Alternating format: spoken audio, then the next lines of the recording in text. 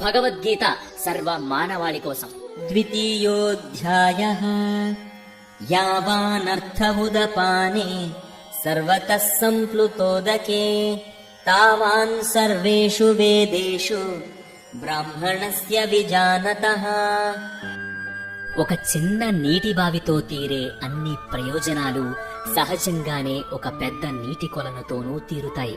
ఆ విధంగానే పరమ సత్యాన్ని ఎరిగి భగవత్ ప్రాప్తి నొందినవాడు అన్ని వేదముల లక్ష్యాన్ని నెరవేరుస్తాడు. వేదములు ఎన్నో రకాల ఆచారాలు, పద్ధతులు, పూజలు, వైదిక కార్యక్రమాలు మరియు జ్ఞాన రత్నాలను కలిగిన 1,00,000 మంత్రములను కలిగి ఉన్నాయి. ఇవన్నీ కూడా ఒకే ఒక ప్రయోజనం కోసం ఇవ్వబడ్డాయి: ఆత్మని పరమాత్మ దగ్గరికి చేర్చడం. వాసుదేవ పరావేద వాసుదేవ పరామఖ, వాసుదేవ పరాయోగ వాసుదేవ పరాం క్రియాం, వాసుదేవ పరం జ్ఞానం వాసుదేవ పరం తపః, వాసుదేవ పరోధర్మో వాసుదేవ పరాగతిం. అన్నీ వేద మంత్రముల, కర్మకాండల, ఆధ్యాత్మిక ఆచారాల, యజ్ఞ యాగాదుల, జ్ఞాన సముపార్జన, కర్తవ్య నిర్వహణల యొక్క లక్ష్యం జీవాత్మను భగవంతుని దివ్య చరణముల వద్దకు చేర్చుటయే.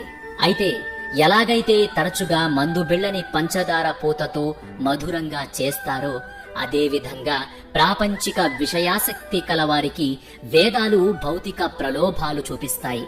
దీని అంతర్లీన ఉద్దేశ్యం ఆత్మని క్రమంగా ప్రాపంచిక విషయాల నుండి వేరు చేసి భగవంతుణ్ణి పొందడానికి సహాయపడటమే.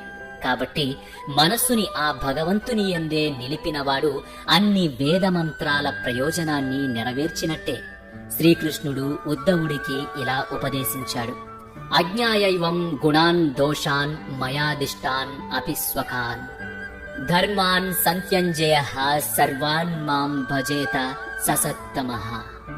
వేదములు ఎన్నో రకాల సామాజిక కర్మకాండల విధి విధానాలని వ్యక్తులకు సూచించాయి. వీటన్నిటి పరమార్థం తెలిసిన వారు మధ్యమ స్థాయి సూచనలను తిరస్కరించి మనస్ఫూర్తిగా నన్నే భజించి సేవించుదురు. అటువంటి వారిని నా పరమ భక్తులుగా పరిగణిస్తాను.